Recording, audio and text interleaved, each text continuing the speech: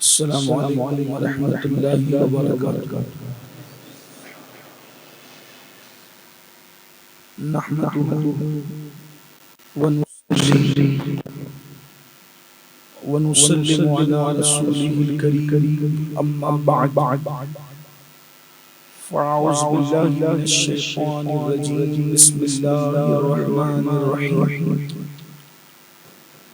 سبحان الذي أسرى بعبده ليلا من المسجد الحرام إلى المسجد الأقصى الذي باركنا حوله لنريه من آياتنا إنه هو السميع البصير صدق الله العظيم۔ غوث اعظم بمنی بے سر و سامان مدد قبلہ مدد کعبہ ایمان مدد انتظار کرم دست منی عینی رائے خدا جو خدا بینو خدا دا مدد بگیردہ بے بلا افتاد کشتی مدد کن یا معین الدین چشتی۔ نہایت ادب اور احترام کے ساتھ اجلال و تکریم کے ساتھ میرے ساتھ پڑھیں الصلاۃ والسلام علیکہ یا رسول اللہ، الصلاۃ والسلام علیکہ یا نبی اللہ، الصلاۃ والسلام علیکہ یا حبیب اللہ وعلى آلك وأصحابك يا نور الله صلی اللہ تعالی علیہ وسلم۔ نماز اقسام تھا یہی سر، ایام مانی اول آخر ہے دست بستہ وہ پیچھے حاضر جو سلطنت آگے کر گئے تھے، کمال امکان کے جھوٹے نقطوں تم اول آخر کے پھیر میں محیط کی چال سے پوچھو کدھر سے آئے کدھر گئے تھے، تبارک اللہ شان تیری تجھی کو زیبا ہے بے نیازی، کہیں تو ہو جوش دل ترانہ کہیں تقاضے وصال کے تھے۔ ہم لوگ اس وقت الحمدللہ اللہ کے احسان سے جمعۃ المبارکہ کی نماز کے لیے حاضر ہیں، اور نماز جمعہ کی برکتیں اور اس کی فضیلتیں آپ سب جانتے ہیں، جو نہیں جانتا اس کو معلوم ہونا چاہیے کہ نماز جمعہ پڑھنے والے کو اللہ پاک مقبول حج کا ثواب عطا فرماتا ہے، اور اگر کوئی مسجد میں آئے پہلے آئے اذان سے پہلے آئے یا اذان کے وقت ہی آ جائے صف اول میں بیٹھے اور لوگوں کو اذیت نہ دے، لوگوں کو پھلانگے نہیں، صف چیر کرنا آئے، اخلاص کے ساتھ جمعہ پڑھے تو جب وہ گھر لوٹتا ہے تو ایسے گناہوں سے پاک ہو کے لوٹتا ہے جیسے ابھی اپنی ماں کے پیٹ سے پیدا ہوا۔ جتنی دعائیں کرتا ہے ساری دعائیں مقبول ہوتی ہے، اس لیے خاص جمعہ کا اہتمام ہونا چاہیے، غسل بھی ہونا چاہیے، عطر بھی ہونا چاہیے، ہو سکے تو جس قدر اہتمام کر سکتے کرنا چاہیے، اور کثرت سے درود شریف بھی پڑھنا چاہیے۔ ہمارے لیے جمعہ کا دن بڑا اہم ہے، عید المومنین ہے۔ میں نے آج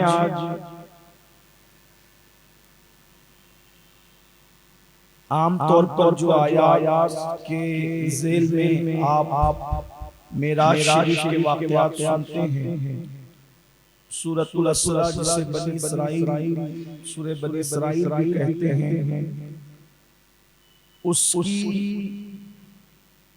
ایک آیہ کریمہ تلاوت کی ہے، اور جو ماحول اس وقت بنا ہوا ہے اس ماحول کے تناظر میں کچھ باتیں کرنا چاہتے ہیں۔ اللہ پاک نے ارشاد فرمایا پاک ہے وہ ذات ہر عیب سے جو لے گئی راتوں رات کے مختصر سے حصے میں اپنے بندے خاص کو مسجد حرام سے مسجد اقصی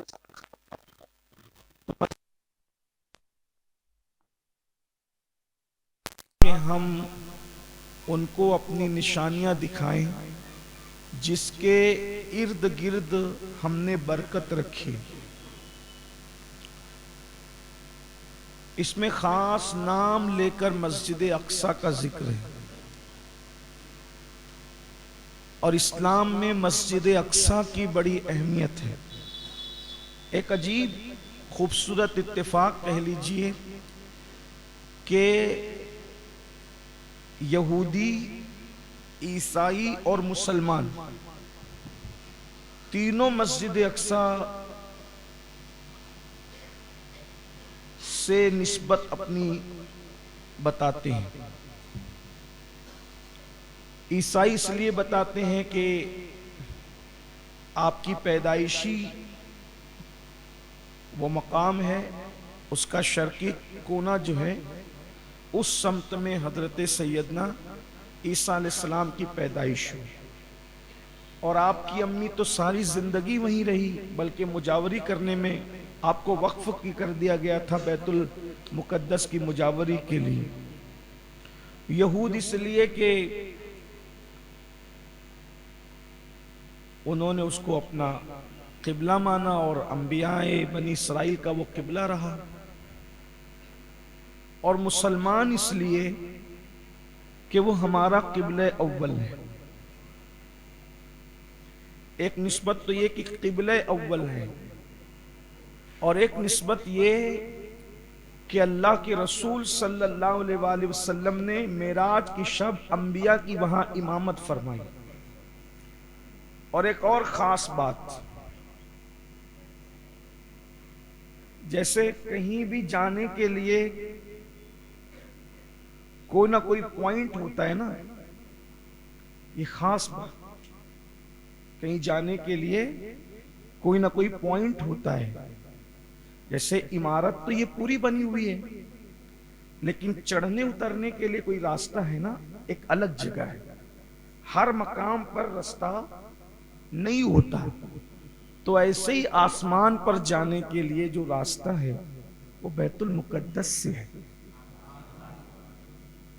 اب اللہ تو قادر ہے، وہ جہاں سے چاہتا محبوب کو لے جاتا، لیکن مسجد حرام سے نہ لے گیا، مسجد حرام سے مسجد اقصی تک کا سفر کروایا. تو گویا کہ وہاں راستہ ہے آسمان تک جانے کا، بڑی بابرکت جگہ ہے. اور اللہ نے فرمایا بارکنا حولا، وہاں پر اس کے ارد گرد برکتیں ہیں. اس کی بڑی تفصیل ہے. تو وہ ہمارا قبلہ اول ہے. اب قبلہ اول ہم اس کو کہتے ہیں، لیکن کہیں نہ کہیں کچھ غلط فہمی ہے، اس کا ازالہ بھی ضروری ہے. کچھ لوگوں کا کہنا یہ ہے کہ پہلے جب تک حضور علیہ السلام مکہ شریف میں تھے تو کعبہ قبلہ تھا، پھر مدینہ منورہ گئے تو بیت المقدس قبلہ ہو گیا. تو اگر اس تناظر میں آپ دیکھیں تو پھر بیت المقدس قبلہ اول کہاں رہا؟ قبلہ اول تو کعبہ رہا، اور پوری امت کا اس پر اتفاق ہے کہ قبلہ اول کون ہے؟ بیت المقدس ہے.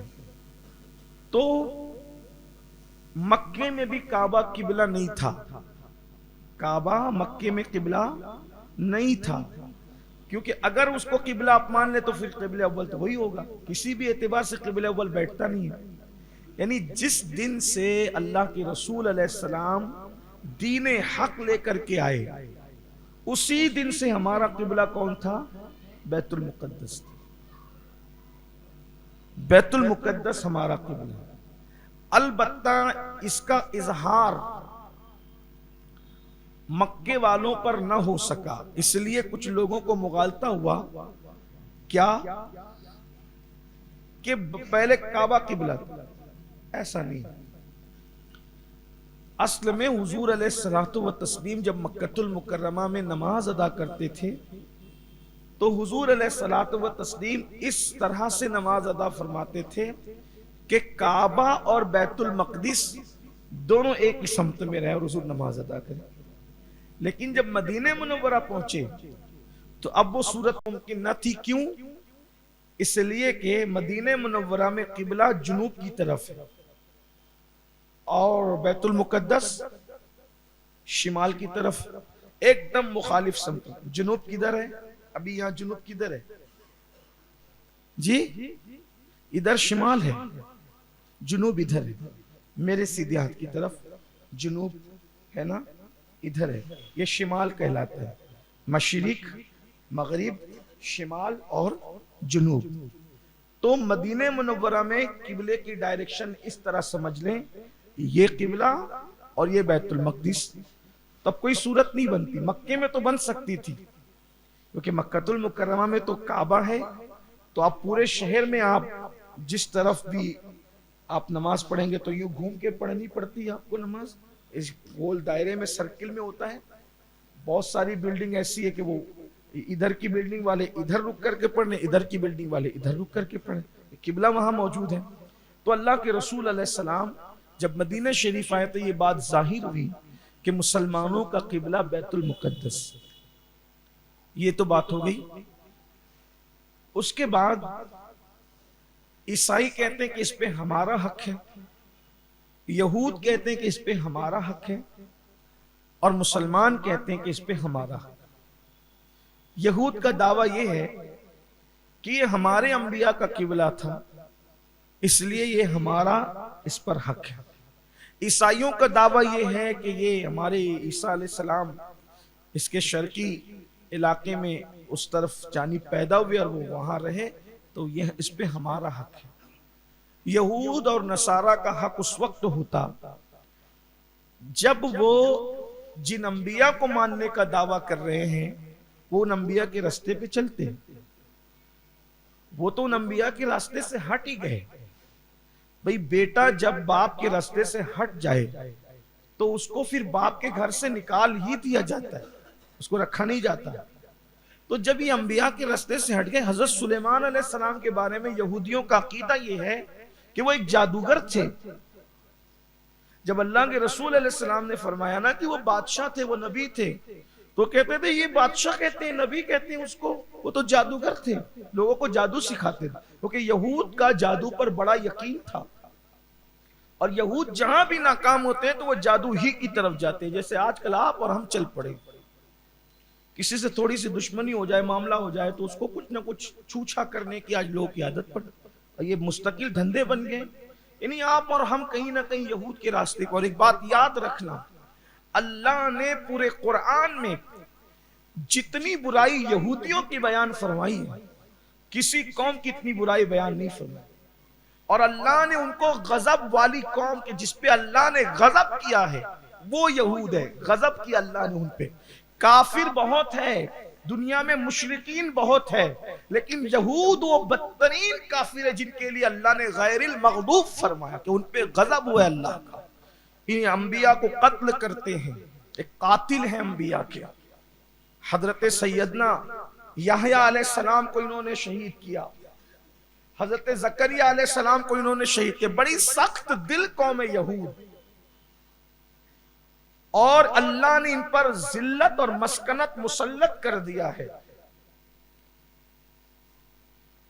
علیکم الذلہ والمسکنہ، اللہ نے فرمایا قرآن میں کہ تم پر اللہ نے ذلت اور غربت کو مسلط کر دیا ہے. تو یہ حضرت سلیمان علیہ السلام کو گالیاں دیتے، اور حضرت سلیمان علیہ السلام نے بیت المقدس کی تعمیر کی.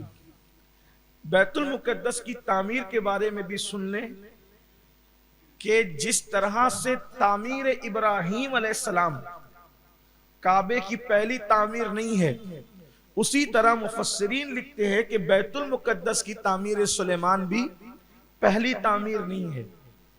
حضرت آدم نے کعبۃ اللہ شریف کو تعمیر کیا انسانوں میں، اور ٹھیک اس کے 40 سال کے بعد آپ نے بیت المقدس کو بھی تعمیر فرمایا. بعض اقوال اس طرف بھی جاتے ہیں، دونوں کے درمیان 40 سال کا فرق ہے. اور اگر تعمیر ابراہیم علیہ السلام کعبے کو لے لیں اور سلیمان علیہ السلام کی تعمیر لے لیں تو پھر دونوں کے درمیان تقریباً 1500-1600 سال کا فاصلہ بیتتا ہے۔ تو یہود کا تعلق انبیاء بنی اسرائیل سے، وہ اسرائیل تو کہلاتے ہیں، بنی اسرائیل تو کہلاتے ہیں آج بھی، لیکن ان کا تعلق ہے نہیں۔ وہ انبیاء کو قتل کر چکے، انبیاء پہ الزام لگا چکے۔ اگر وقت ہوتا تو یہ بات، چونکہ عنوان یہ نہیں ہے میرا عنوان، مجھے جلد دوسری طرف پہنچنا ہے کہ وہ یعقوب علیہ السلام اور یوسف علیہ السلام کے بارے میں بڑی گندی باتیں لکھتے ہیں، ان کی کتابوں میں موجود ہے۔ حضرت شعیب علیہ السلام کے بارے میں کہتے ہیں کہ شعیب علیہ السلام کا ان کی بیٹیوں کے ساتھ معاذ اللہ غلط رشتہ تھا۔ اس طرح کی بات یہود کرتے ہیں، اس لیے کہ ہماری قوم کا حال یہ کہ جب ہمیں اپنے مذہب کے بارے میں معلوم نہیں ہے تو یہودیوں کے بارے میں کیا پتا ہوگا۔ تو اللہ کے نزدیک بڑی بدترین قوم ہے، اللہ نے کھول کھول کے ان کے عیب بیان فرمائے۔ تو اب بیت المقدس وہ لوگ اس لیے حاصل کرنا چاہتے ہیں، اچھا مسجد اقصی جو آپ کو اور ہمیں پیلے کلر کا گنبد نظر آتا ہے، وہ مسجد اقصی نہیں ہے۔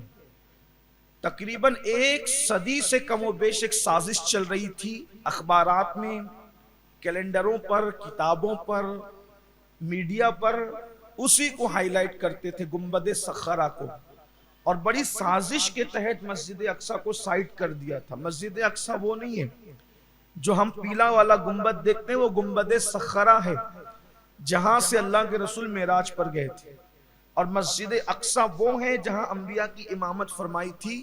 جو آپ مٹیالے کلر کا جو گنبد دیکھتے ہیں وہ اصل مسجد اقصی ہے، اور ان کی سازش یہ ہے کہ یہ مسجد اقصی کو گرا کر ہیکل سلیمانی تعمیر کریں، ان کا منصوبہ یہ۔ پھر ان کا اگلا منصوبہ یہ، یعنی کہ آپ یہ نہ سمجھیں کہ علماء بیت المقدس کے لیے اتنا چیخ کیوں رہے، آپ یہ نہ سمجھیں کہ ایک مسجد کی خاطر اتنی جانیں کیوں قربان ہو رہی ہے۔ دراصل ہماری قوم کے اندر تو اب احساس ہی نہیں رہا نا۔ جس قوم کو اپنے بھائیوں کا، اپنے بچوں کا اور اپنی بیوی کا احساس ختم ہو جائے، وہ کون فلسطینیوں کا احساس لے کر کے بیٹھے؟ جسے اپنے سگی بھائی بہنوں کی فکر نہیں ہے، اس قوم کو، جو قوم موبائل میں، فیس بک پر، یوٹیوب پر گناہوں کے اندر ایسی ڈوب چکی ہے، احساس ہی کسی کا نہیں۔ جبکہ اللہ کے رسول صلی اللہ علیہ وآلہ وسلم نے ارشاد فرمایا کہ مومن ایک جسم کی طرح ہے، جسم کا کوئی بھی حصہ متاثر ہوتا ہے تو پورے جسم کو تکلیف ہوتی ہے۔ مسلمانوں، ہمارے درمیان نماز، روزہ، حج اور زکوٰۃ ہے، لیکن ایک دوسرے کا درد نہیں ہے، اور ہم صرف حج، زکوٰۃ اور نماز کے لیے نہیں آئے تھے دنیا میں، ہم تو درد دل کے لیے آئے تھے۔ ہم سے درد دل چھین لیا گیا، باقی سب ہمارے پاس ہے، سب ہے، درد دل نہیں ہے، ورنہ ٹٹولو اپنے دلوں کو، درد دل کہاں ہے؟ ہم تو کسی کا، پڑوسی کا بھی اچھا نہیں دیکھ سکتے، دوستوں کے جسم پہ اچھا لباس دیکھیں، دوستوں کے جسم کے اچھے لباس ہمیں برے لگتے ہیں۔ کہاں ایمان کا ٹٹولیے؟ اللہ نے درد دل کے لیے پہ رکوع سجود صرف مقصود نہ تھا، ورنہ رکوع سجود والے تو ہم سے بہتر موجود تھے۔ فرشتے رکوع بھی کر رہے تھے، سجود بھی کر رہے تھے، قیام بھی کر رہے تھے، اور ہماری تمہاری طرح نہیں آدھے منٹ کا اور چند سیکنڈ کا قیام اور رکوع نہیں، بلکہ وہاں تو قیام، رکوع اور سجود کا حال یہ تھا کہ جو پیدا ہوتے ہی قیام میں ہے وہ قیامت تک قیام میں ہے، جو پیدا ہوتے ہی رکوع میں ہے وہ قیامت تک رکوع میں ہے، جو قیامت تک جو پیدا ہوتے سجدے میں وہ قیام، یعنی وہ ایک ہی رکن میں پوری زندگی ختم ہے، اور زندگی کب تک؟ قیامت تک۔ یا اللہ جب تک جسے چاہے، طویل ہزاروں سال تھے تو کروڑوں۔ اقبال نے بہت بڑا مفکر آدمی تھا، بڑی بات کہی، ہم نے بھلایا اس کو۔ کہتے ہیں درد دل کے واسطے پیدا کیا انسان کو، ورنہ عبادت کے لیے کچھ کم نہ تھے کروں بیاں۔ تو یہ ایک مسجد کا میٹر نہیں ہے، صرف یہود کا منصوبہ ہے، کیونکہ ابھی قانونی طور پر ان کو جو ہے وہ پوری دنیا کے اندر ایک مملکت اور ملک کا درجہ تو نہیں ہے نا، تو وہ چاہتے ہیں کہ کسی طرح سے وہ یہ درجہ حاصل کریں، اس کے لیے انہوں نے کوشش بھی کی. اور آپ سب سے بڑا نقصان دیکھیں کہ نام نہاد جو 50 سے زائد اسلامی ممالک ہیں، دھیرے دھیرے سب ان کی تائید کر رہے ہیں. کوئی کھل کے کر رہا ہے، کوئی چھپ کے کر رہا ہے، سب ان کے پلے میں ہے، سب ان کے پالے میں. اس لیے کہ غریبوں کا کون ہوتا ہے؟ اسرائیل کے پاس پیسہ ہے، امریکہ برطانیہ کی سرپرستی ہے، وہ غریب فلسطین جو کم و بیش 100 سال سے، کم و بیش 1 صدی اب قریب ہونے کو آ رہی، 1 صدی قریب سے وہ لوگ قیدی ہے، قیدی. ان کے پاسپورٹ نہیں ہے، وہ کہیں جا نہیں سکتے، کہیں آ نہیں سکتے، وہ بڑے بزنس نہیں کر سکتے، ان کی زندگیاں عجیب ہے. وہ لوگ بس ایک بڑی سمجھ لیجئے کہ جیل ہے ان کی بستی، اور کیا، اس کو جیل ہی کا نام دیجئے. وہاں وہ ہر دکھ درد سہ رہے ہیں. لیکن یاد رکھیے گا اور اچھی طرح یاد رکھیے گا، اس کے بعد یہود کا منصوبہ یہ ہے کہ پھر ہم نے اپنی حکومت کو بڑھاتے بڑھاتے بڑھاتے بڑھاتے وہاں تک لے جانا ہے جسے مدینہ منورہ کہتے ہیں، کیونکہ مدینہ ہمارا شہر تھا. ان کا کہنا یہ کہ یہودیوں کا شہر تھا، اس پہ ہمیں قبضہ کرنا ہے، ان کے منصوبے ہیں. اور مسلمانوں کا حال یہ ہے کہ مسلمان ابھی اسی میں الجھا ہوا ہے کہ کون سی کلر کی ٹوپی پہننا چاہیے، کون سی کلر کی ٹوپی افضل ہے، اور پھر ہاتھ کہاں باندھے کہ یہاں باندھے کہ یہاں باندھے، اس میں الجھے. چین والی گھڑی پہنے کہ نہیں پہنے، اس میں الجھے. مائک میں نماز پڑھے کہ نہیں پڑھے، اس میں الجھے ہوئے. یہ برادری افضل ہے یا یہ برادری افضل، اس میں الجھے. کہاں تمہارے نبی کے مزار تک قبضہ کرنے کا پلان بن چکا ہے اور ہماری قوم اس میں الجھی. سرکار غوث اعظم شیخ عبد القادر جیلانی پیر دستگیر کے دور میں جس وقت ہلاکو اور چنگیز خان کا حملہ ہوا تو قوم کو اسی میں الجھایا گیا تھا کہ ایک سوئی کے ناکے سے کتنے فرشتے گزر سکتے ہیں، اسی میں الجھے رہو. کالا کلر افضل ہے کہ ہرا کلر افضل ہے، اسی پہ لڑتے رہو، مناظرے کرتے رہو. آج بالکل وہی پوزیشن پہ آپ کھڑے ہیں. اس لیے کہ جب کسی قوم کو برباد کیا جاتا ہے تو اصل مقصد سے اس کی توجہ کو ہٹا کر پھر اس کو لایانی اور فضول مسائل میں الجھا دیا جاتا. آپ دیکھیے نا، آج آپ اس میں الجھے ہوئے ہیں کہ کون سی حدیث ضعیف ہے، کون سی صحیح ہے، کون سی حسن لغیری ہے، کون سی حسن لذاتی، یہ آپ اس میں الجھے ہوئے ہیں. امام بخاری نے جو ہے وہ بات یعنی کہ زیادہ مضبوط لکھی کہ امام مسلم نے یہ حالات. عوام کا یہ مسئلہ ہے، عوام اس مسئلے کے لیے اصل مقصد تو ایمان کا ہے، اصل مسئلہ ایمان کا. ارے ہاتھ کہیں بھی باندھ، اگر سینے میں عشق مصطفیٰ ہے تو یہ نہ پوچھا جائے گا کہ تو نے ہاتھ کہاں باندھے تھے. اتنا اہم ہو گیا یہاں اور یہاں. ارے کچھ لوگ تو سرے سے نماز ہی نہیں پڑھتے، وہ کہاں ہوں گے؟ کس کا پیچھا کتنا اونچا رہے، کس کا پیچھا یہ مسلمانوں کو کے مسائل ہیں. یہ قوم کو الجھایا. اور آپ بھی ہیں. حضرت امیر معاویہ اور حضرت علی میں جو جھگڑا ہوا اس معاملے کے اندر آپ کیا کہتے ہیں؟ آپ کیا کہتے ہیں؟ اپنا مسئلہ ہے وہ. یہ انٹرنیٹ پر ایسے شیطانوں کو بہکایا گیا کہ وہ ایک ایک چیز لاتے ہیں. حضرت سیدہ فاطمہ نے فدق مانگا تو کیا ہوا؟ اپنا مسئلہ ہے وہ. یہ سارے ایسے مسائل ہیں جو صدیوں کے گڑے مردے ہیں، ان کو نکالا جاتا ہے تاکہ تم لڑو برادریوں کو، سلسلوں کو، فروعی مسائل کو، تاکہ تم لڑو. اور تمہارا مقصد سوچو ذرا، جتنی طاقت جلسوں میں ان پر خرچ کی جاتی ہے، کیا بیت المقدس پر کبھی بات ہوئی؟ یہودیوں کے منصوبوں پہ کبھی ہم نے بات کی کھل کر؟ بتائیں نا صحیح. یعنی ہماری قوم فروعی مسائل میں الجھی ہوئی ہے اور لوگوں کا منصوبہ کہاں ہے؟ کہنے کا مطلب یہ ہے کہ یہود اپنا پلان مکمل کر چکا اور آپ اسی پہ لڑ رہے ہیں کہ حضور علیہ ابھی تک اس 1400 ساڑھے 1400 سال 1500 سال ہو گئے حضور کی ولادت کو، ابھی بھی یہ بات ہو رہی ہے کہ حضور کو کتنا علم تھا. آپ طے کریں گے، میں طے کروں گا حضور کو کتنا. اپنے باپ کے لیے کبھی یہ کہنے کی جرت کی کہ ابا کو کتنا علم ہے، ابا کتنے پڑھے لکھے؟ تو جب باپ کے لیے کہنے کی ہمت نہیں تو رسول پاک کے لیے کہنے کی کیا ہمت ہے؟ بس نبی مان لیا، پھر یہ کہہ دو اللہ نے جتنا چاہا عطا کر دیا، ختم ہے بات۔ حضور نے اللہ کو دیکھا نہیں دیکھا آپ ہم طے کریں گے، جب حضور کہہ چکے انی رائی تو ربی میں نے اللہ کو دیکھا تو ختم ہے بات۔ پھر آپ یہ نکالیں کہ یہ تو ایسی روایت ہے، آپ ہم طے کریں گے روایتوں کو، یہ کام محققین کا ہے، محققین گئے دنیا سے، اب ہمارے لیے اتنا ہے قول رسول ہے، بات ختم ہے نا یہ بات بس۔ تو یہ الجھایا جائے، اور انٹرنیٹ کے دور میں تو الجھانا بہت آسان ہے۔ یاد رکھنا میں عقیدے کی بات نہیں کروں، عقیدے سے ایک لمحے برابر سمجھوتا نہیں ہو سکتا، لیکن فروعی مسائل میں جو قوم الجھی ہوئی ہے اتنے الجھنے کی ضرورت نہ تھی۔ کچھ کام تو ہمیں علماء ہی کو سونپنا تھا کہ آپ جانیں، آپ کا کام جانیں۔ ہمارا کام اللہ کی عبادت کرنا اور قوم کی خدمت کرنا، لیکن قوم جب ججوں کے فیصلے آپ اپنے ہاتھ میں نہیں لیتے۔ اللہ کے رسول علیہ السلام تو کسی ایسے سوال پر بھی ناراض ہو جاتے تھے۔ ایک بار صحابہ نے پوچھا کہ یا رسول اللہ کہ حج کے بارے میں کیا حکم ہے؟ تو فرمایا فرض ہے۔ تو ایک صحابی کہتے حضور کیا ہر سال فرض ہے؟ دیکھیں حضور ناراض ہو گئے، فرمایا کیا تو ہر سال کرنے کی طاقت رکھتا ہے؟ جب تو ہر سال کرنے کی طاقت نہیں رکھتا ہے تو پھر تو یہ کیوں پوچھتا ہے؟ اگر میں کہہ دیتے نا ہر سال فرض ہے تو ہر سال فرض ہو جاتا اور تو کر نہیں سکتا تھا۔ اور ہماری قوم کہاں الجھی ہوئی ہے؟ ابراہیم علیہ السلام نے جو دمبا ذبح کیا تھا اس کا گوشت تو کس نے کھایا؟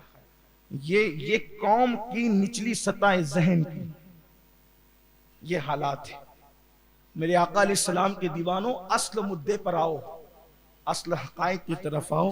اس وقت فلسطینی پوری امت مسلمہ کی طرف سے فرض کفایہ ادا کر رہے ہیں، ہمیں ان کا احساس نہیں ہونا تو یہ چاہیے تھا کہ وہ جو کلپیں ہیں نا ان کی موت کی، ان کی چیخوں کی، ان کی آوازوں کی، ان کی بہن بیٹیوں کی بیوگی کی، ان کے ننھے ننھے بچوں کی ماں کی گود میں شہادت کی وہ کلپیں عام کرنے کی بجائے درد کا تقاضا یہ تھا کہ مسلمان کم سے کم 5 وقت مسجد کو بھر دیتے اور ہر مسلمان کی صدا ہوتی اللہ فلسطینیوں کے لیے مدد نازل فرما۔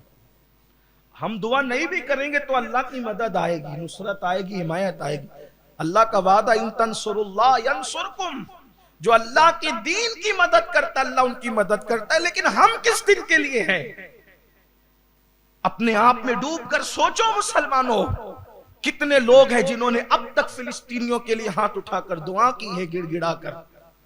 آپ نے اپنی روزی تو مانگی، سائزنیں تو مانگی، لوم تو مانگے، بچے تو مانگے، پوتے تو مانگے، نواسے تو مانگے، ان کے لیے کیا؟ جو پوری امت کے 250 کروڑ مسلمانوں کی جو نمائندگی کر رہے ہیں وہ 20-22 لاکھ مسلمان، اور وہ بھی بموں کا، میزائلوں کا جواب پتھروں سے دے رہے ہیں۔ کبھی احساس کرنا ان لوگوں کا احساس نہیں ہے، کیونکہ دل سے جب ایمان جاتا ہے جیسے روح نکلتی ہے نا، روح تو روح جسم کے درد کا احساس ختم کر دیتی ہے، ویسے جب دل سے ایمان جاتا ہے تو مومنوں کی تکلیف کا احساس ختم ہو جاتا ہے۔ اگر مومن ہو یا نہیں ہو، سچے اگر اس کا احساس کرنا ہے تو تھرمامیٹر دے دیا گیا، اگر کسی کے درد پر تم پریشان ہو جاتے ہو سمجھ لو ایمان موجود ہے، اور اگر کسی کا دکھ درد آپ کو کوئی پریشانی میں نہیں ڈالتا، آپ موج مستی میں رہتے ہیں، ڈرنا چاہیے کہیں ایمان کا طوطا اڑ تو نہیں گیا۔ یہود کا منصوبہ بہت بڑا، ابھی یہی آنا شروع ہو جائیں گے اخبارات میں اور امیجز واٹس ایپ پر، کیونکہ ہم تو واٹس ایپ کے ہیرو ہیں نا، سب بڑے مجاہد ہیں واٹس ایپ کے۔ سب کیا ہوگا؟ بائیکاٹ کرو عیسائی، یہ اسرائیل کی اشیاء کا، اسرائیل کی چیزوں کا بائیکاٹ کرو۔ میں کہتا ہوں بالکل کرو، لیکن اسرائیلی سوچ کا پہلے بائیکاٹ کرو، اسرائیلی سوچ کا بائیکاٹ۔ اسرائیل کی چیزوں کی کوئی اہمیت نہیں، اسرائیلی سوچ کا بائیکاٹ کرو، اسرائیلی فکر کا بائیکاٹ کرو، اسرائیلی تہذیب کا بائیکاٹ کرو، کیونکہ کسی قوم کو مارنے کے لیے اس کی تہذیب کو مارنا ہوتا ہے۔ اللہ کے رسول علیہ السلام نے دیکھا یہودی مدینہ منورہ میں سر میں مانگ نہیں نکالتے، حضور نے فرمایا ہم مانگ نکالیں گے تاکہ ان کا بائیکاٹ دیکھ لیں آپ، یہ روزہ رکھتے ہیں عاشورہ کا 10 کا، ہم صرف 10 کا نہیں رکھیں گے، 9 کا بھی رکھیں گے، ان کا بائیکاٹ کریں گے. یہ ہوتا ہے طریقہ. اور آج ہم ڈوب گئے شادیوں میں یہودیوں کی نقل، میت میں یہودیوں کی نقل، بچوں کی سالگرہ کے موقع پہ یہودیوں کی نقل. ہم کہاں ہیں جو یہود کی نقل نہیں کرے؟ اللہ کے رسول علیہ السلام نے فرمایا میری امت یہود کے راستے پہ چل پڑے گی، اور یہاں تک فرمایا یہود نے جو جو کیا سب تم کرو گے. یہودیوں نے جو جو کیا وہ تم سب کرو گے، تم میں کچھ لوگ ایسے ہوں گے سب کریں گے. حتیٰ کہ فرمایا یہودیوں نے اگر اپنی ماں کے ساتھ زنا کیا تو میری امت کا بھی کوئی فرد ماں کے ساتھ زنا کرے گا. جو یہود کر چکے، اولاد انبیاء کو یہود نے قتل کیا، آپ کے یہاں 61 ہجری میں وہ واقعہ ہو چکا. دیکھ رہے ہیں آپ، دیکھو انبیاء کرام کی توہینیں انہوں نے کی، ایک طبقہ آپ یہاں بھی انبیاء کی توہین کر چکا. ہو رہا ہے سب. اس وقت کرنا یہ ہے مسلم امہ قرآن و سنت اور اسلاف صحابہ اور اہل بیت کے عقیدے پہ متحد ہو. حتی الامکان افتراق، انتشار، جھگڑے، فساد، ان سب چیزوں سے کنارہ کش ہو کر کے صحابہ، اہل بیت، اسلاف کے قرآن و سنت کے جو دیے ہوئے عقیدے ہیں اس پر امت متحد ہو. پہلی چیز. دوسری چیز یہ ہے کہ یہود اور نصارہ کا جم کر بائیکاٹ. دیکھیں آپ، ایک طبقہ ہمارے ملک کا، اسے اسرائیل کی تباہی نظر نہیں آ رہی، پورا قبرستان اور بن گیا، ملبے کے ڈھیر میں بن گیا نہیں آ رہی. غزہ کے اندر جو ہوا وہ نظر نہیں آتا. اسرائیل کے چند مر گئے وہ اس پہ واویلا ہے کہ یہ دہشت گردی، یہ دہشت گردی نہیں ہے. تو عرض یہ کر رہا تھا کہ یہودیوں کا بڑا منصوبہ ہے، اور ہم اب کچھ کر تو سکتے نہیں، کم از کم ہم دعا کر سکتے. ہمیں دعائیں کرنی چاہیے. مسجدیں بھر دو، گڑ گڑاؤ اللہ کی بارگاہ میں کہ اللہ ان کے لیے نصرت نازل فرما، حمایت نازل فرما، مدد نازل فرما. بیت المقدس ایک مرتبہ نہیں اجڑا، کئی بار اجڑا. بیت المقدس کئی بار اجڑا، اور وہ اجڑتا بھی رہے گا، بستا بھی رہے گا. ایک بادشاہ تھا، اس کا نام تھا بخت نصر. بخت نصر کے دور میں اس نے بیت المقدس میں جتنے عوام تھے ان سب کو ذبح کروایا، لاکھوں کو ذبح کروایا، اور ذبح کرنے کے بعد بیت المقدس کی اینٹ سے اینٹ بجا دی، پورا شہید کر دیا بیت المقدس. بخت نصر کے دور ختم کر دیا. اللہ نہ کرے، ہزار بار نہ کرے کہ اگر وہ منحوس دن دیکھنا آپ کو نصیب ہو، کہا تھا اللہ نہ کرے اگر وہ دن آپ کی حیاتی میں اگر آ جائے، اللہ نہ کرے، دعا کرے کہ نہ آئے، لیکن اگر آ جائے ایسا کوئی دن، مایوس نہیں ہونا. کیونکہ بخت نصر جیسے ظالم بادشاہ نے بیت المقدس کو تباہ کیا، اینٹ سے اینٹ بجائی.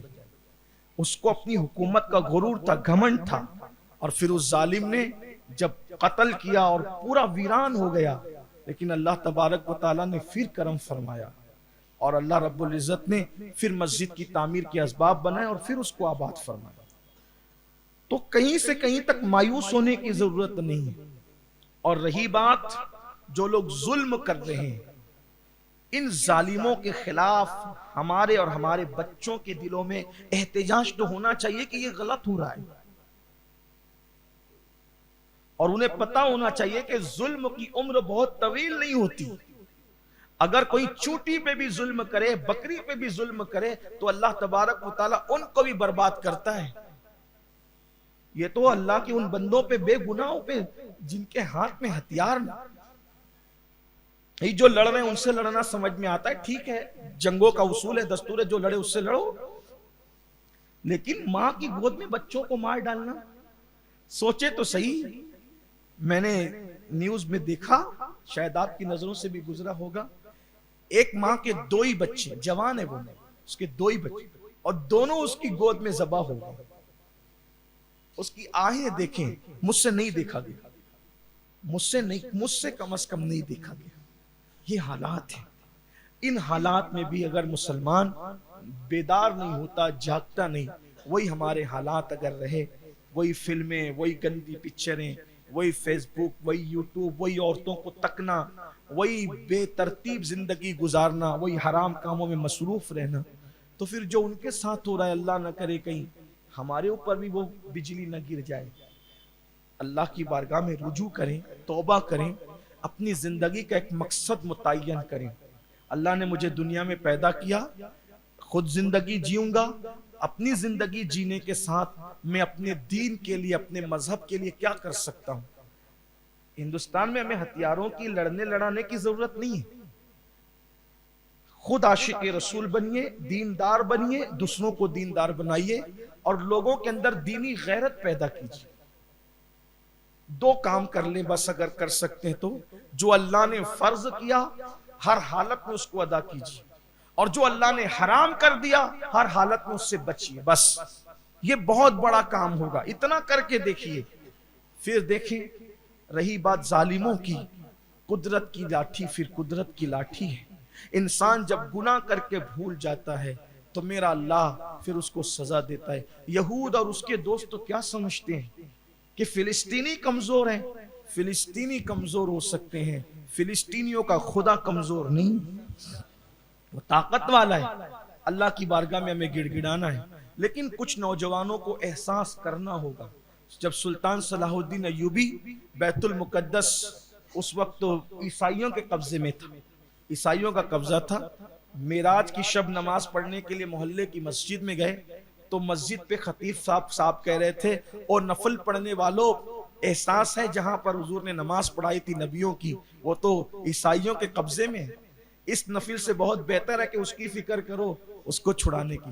دیکھو بات سب سنتے ہیں، یہاں ہو سکتا کوئی سوچ رہا ہوگا کہ اچھا ہوتا کہ سید صاحب نماز پر گفتگو کرتے، اس پہ کرتے وغیرہ وغیرہ، کیونکہ بہت دماغ دار ہے نا ہمارے یہاں۔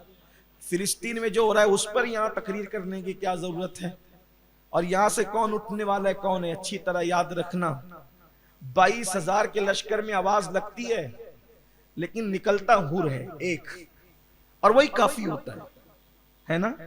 ایسے کسی ایک کے دماغ میں بات بیٹھے ہمارا کام پورا ہو گیا۔ یہ جو باتیں ریکارڈ ہو رہی ہے، ہو سکتا ہے ہم نہ رہیں گے، ہمارے مرنے کے بعد کوئی اٹھے گا، ہماری موت کو برسوں بیت جائیں گے پھر کوئی اٹھے گا، لیکن ہماری آواز ختم نہیں ہوگی، ہم بولے جا رہے ہیں، اپنی ذمہ داری پوری کیے جا رہے ہیں، کیونکہ ہر مجمع میں کوئی نہ کوئی سعادت مند روح موجود ہوتی ہے، ہر سمندر کے اندر سیپیں موجود ہوتی ہے، ہر گلستان کے اندر بہار لانے والے پھول موجود ہوتے ہیں۔ نہیں ہے مایوس اقبال اپنی کشت ویرا سے، ذرا نم ہو تو یہ مٹی بڑی زرخیز ہے ساقی۔ ہم مایوس نہیں ہیں، زندگی بھر آواز لگاتے رہیں گے، مؤذن اپنا کام کرتا رہے گا، مؤذن اذان کا وقت آتا اذان پڑھ دیتا ہے، اس کو یہ پرواہ نہیں ہوتی کون آئے گا کون نہیں آئے گا۔ جس کے دل کو اللہ نے سعادت مندی کے لیے منتخب کر لیا ہے وہ آئے گا، لیکن یہ یاد رکھیں کوئی آئے نہ آئے نماز تو ہوگی۔ ایسا نہیں ہے کہ اذان کے بعد نماز، ہم اذان اپنی گنگنا جا رہے ہیں، اسی لیے اقبال نے یہ بھی اذانیں بھی اذانیں ہوتی ہیں، یہ وہی اذان ہے جس میں بظاہر اذان کے کلمات تو نہیں ہے لیکن اذان کی غیرت ضرور موجود ہے، اور یہ وہی اذان ہے جس کے بارے میں اقبال نے کہا تھا الفاظ و معانی میں تفاوت نہیں لیکن ملا کی اذان اور مجاہد کی اذان اور۔ تو یہ وہ اذان ہو رہی ہے۔ اب اللہ جس کو بدل دے، جس کے اندر انقلاب لا دے۔ تو صلاح الدین ایوبی نے جب مسجد کے امام سے سنا نفل پڑھ رہے ہو، نفل تو عورتیں بھی پڑھ سکتی ہے، غیرت کرو غیرت کہ تمہارا قبلہ اول عورتوں کے قبضے میں، سر سجدے میں رکھا۔ صلاح الدین نے کہا اللہ تیری عزت کی قسم ہے، دیکھو یہ مرد ہوتے ہیں، یہ عاشقان رسول ہوتے ہیں، مردان حر یہ ہوتے ہیں، مردان خدا یہ ہوتے ہیں۔ کیا عزم تھا، ایک معمولی حکمراں کا بیٹا تھا، کوئی بادشاہ نہیں تھا، لیکن سر سجدے میں رکھ کے کہا تیری عزت کی قسم اس وقت تک بستر پر اب نہیں سوؤں گا اور نہ بیوی کو کبھی ہاتھ لگاؤں گا جب تک بیت المقدس حاصل نہ کروں۔ یہ غیرت ہوتی ہے مسلمانوں.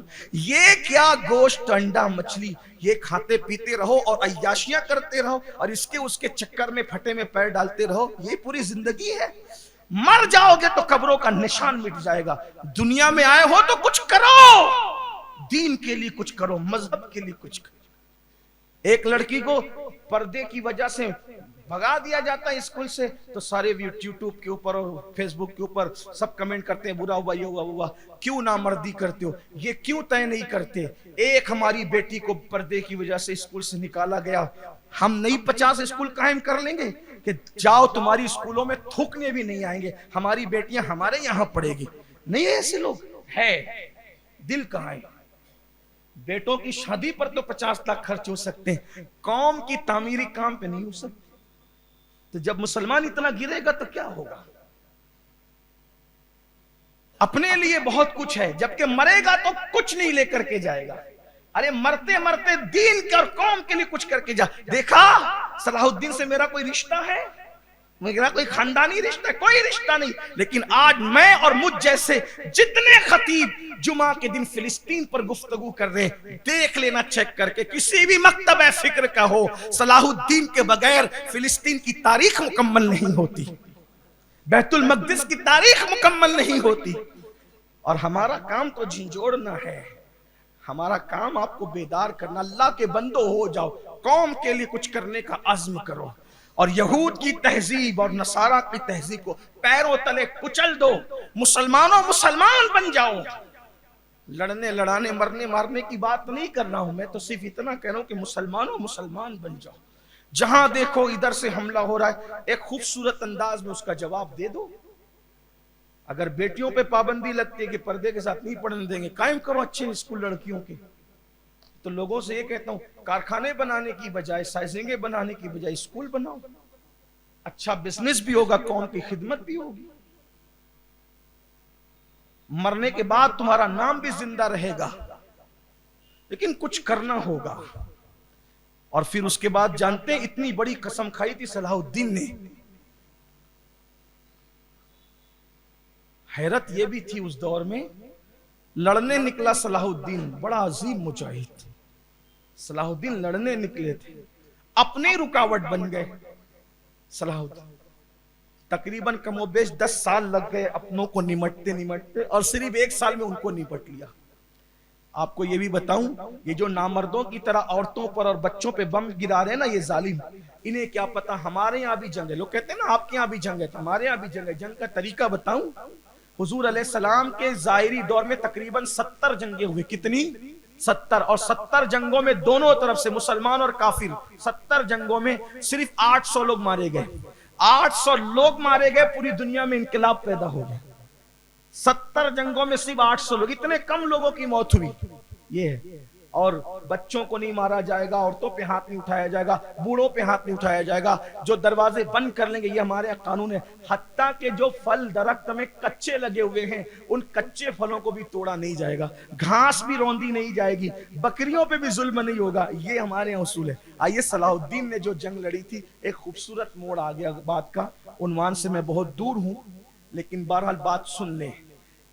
ہمارے یہاں لڑائی میں بھی اخلاق ہاتھ سے نہیں جاتا. یہ اور بات ہے کہ آج ہم مذاق میں بھی حد سے گزر جائیں. مذاق میں بھی ہم جب مذاق کا پلان کرتے ہیں تو سوچتے ہیں کسی کو ٹارگٹ کر کے اس کی عزت لوٹ لیں. مسلمانوں, جس دن تم سچے مسلمان تھے نا, تو جنگ میں بھی تم کسی کی آبرو پہ ہاتھ نہیں ڈالتے تھے. جب سے اسلام دلوں سے رخصت ہوا, اب تم دوستوں کی محفل میں بھی عزت اور آبرو پر حملہ کرتے ہو. یہ حال ہے. صلاح الدین کی جنگ ہو رہی تھی عیسائی بادشاہ سے. وہ بیت المقدس کی انتہائی آخری فیصلہ کن لمحات تھے کہ اب اس کے بعد جو جیتے گا اس کے ہاتھ میں چابیاں ہوگی. وہ آخری دن تھا لڑائی کا. عیسائی بادشاہ کا گھوڑا اتنا تھک گیا کہ وہ وہیں پر دم توڑ گیا, مر گیا. کتنا خوبصورت چانس تھا صلاح الدین کے لیے. بھائی جب دشمن پیدل ہو گیا, زمین پر آ گیا, تو اس کی گردن اڑانے میں تاخیر کیا ہے؟ صلاح الدین رک گئے اور اپنے خادم کو آواز دی. فرمایا جس نسل کا گھوڑا یہ اس کے پاس تھا اور جو مر گیا ہے, پہلے ایسی نسل کا گھوڑا بالکل ویسے اس کو لا کر کے دو, اس لیے کہ ہم مقابلہ بزدلوں کی طرح نہیں کرتے, بہادروں کی طرح کرتے. یہ اخلاق تھے. بادشاہ کو میدان میں پہلے گھوڑا پہنچایا, اور جب وہ گھوڑے پہ بیٹھا, ظاہر سی بات ہے پھر کیا تھا, اگر اس کو اسی وقت قتل کر دیتا تو شاید گردن جاتی, لیکن پہلے گھوڑا پیش کیا تو پھر صلاح الدین نے اس کا دل جیتا.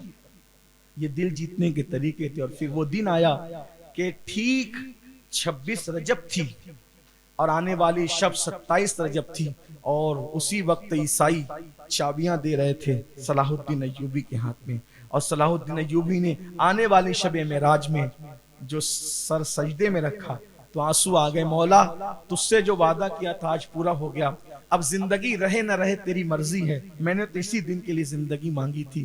آپ کو پتا ہونا چاہیے جو بڑے مقصد کے لیے جیتے ہیں وہ بڑی قربانیاں دیتے ہیں. صلاح الدین ایوبی کا جب انتقال ہوا, بستر پہ لیٹے ہوئے تھے, لوگوں نے کہا صلاح الدین بہت تم نے جوخم مول لی لیکن گردن نہیں کٹی. صلاح الدین نے کہا وہ راز یہ ہے جو میں نے کسی کو نہیں بتایا کہ جب میرے پیر کے پاس میں پہنچا تھا, میرے ابا مجھے لے کے پہنچے تھے, تو میرے پیر سرکار غوث اعظم نے گردن پر اور گلے پر ہاتھ رکھ کر دعا کی تھی, اللہ اس سے اتنا بڑا کام لے کہ رہتی دنیا تک اس کا نام روشن رہے. تو جس کی گردن پر غوث پاک کا ہاتھ ہو, اس گردن پر پھر کسی دشمن کا وار کیسے چل سکتا ہے. صلاح الدین نے کہا تھا میں نے کفن کا انتظام کر لیا ہے, کفن کھول کر دیکھ لینا. جب کفن کھولا گیا اس میں ایک چٹھی لکھی ہوئی تھی, میں ہر سال منصوبہ بناتا رہا کہ اس سال حج کو جاؤں گا, اس سال حج کو جاؤں گا, اس سال حج کو جاؤں گا, لیکن بیت المقدس کی بازیابی اور خدمت نے مجھے ہر سال پلان بنانے کے بعد بھی رکنے پہ مجبور کیا, کیونکہ حج تو سب کر سکتے تھے لیکن بیت المقدس ہر کوئی آزاد نہیں کروا سکتا تھا. ہائے افسوس میں بغیر حج کے دنیا سے جا رہا ہوں. میری تمنا تھی کہ ایک بار میں صرف حج کر لوں, لیکن آپ کو پتا ہونا چاہیے صلاح الدین نے حج تو نہیں کیا لیکن ایسا حج اکبر ادا کیا کہ آج پوری امت اس پہ فخر کرے گی. اللہ کرے ہم بھی کچھ ایسا کارنامہ دیں, ہم رہیں نہ رہیں دنیا ہم پہ فخر کرتی رہے. ظالموں سے مروب ہونے کی ضرورت نہیں, جذبات میں آنے کی ضرورت نہیں, روڈوں پر نکل کر نعرے بازی کرنے کی ضرورت نہیں, بدتمیزی کرنے کی ضرورت نہیں. لوگ چاہتے یہی ہیں کہ ہم لوگ روڈوں پہ نکلے, نعرے کریں, بدتمیزیاں کریں, تاکہ پھر لوگ یہ کہیں کہ دیکھو یہ مسلمان ہیں. بالکل نہیں. مسجد میں آؤ, مسجد بھرو, پانچوں وقت ہاتھ اٹھا کر سب سے پہلے فلسطینیوں کے لیے دعا کرو, غزہ کے مسلمانوں کے لیے دعا کرو, اور بیت المقدس کی حفاظت کے لیے دعا کرو. ہم کچھ نہیں کر سکتے, دعا کر سکتے ہیں. حدیث پاک ہے الدعاء صلاح المؤمن, دعا مومن کا ہتھیار ہے, اس ہتھیار کو استعمال کریں. اللہ تعالیٰ توفیق دے.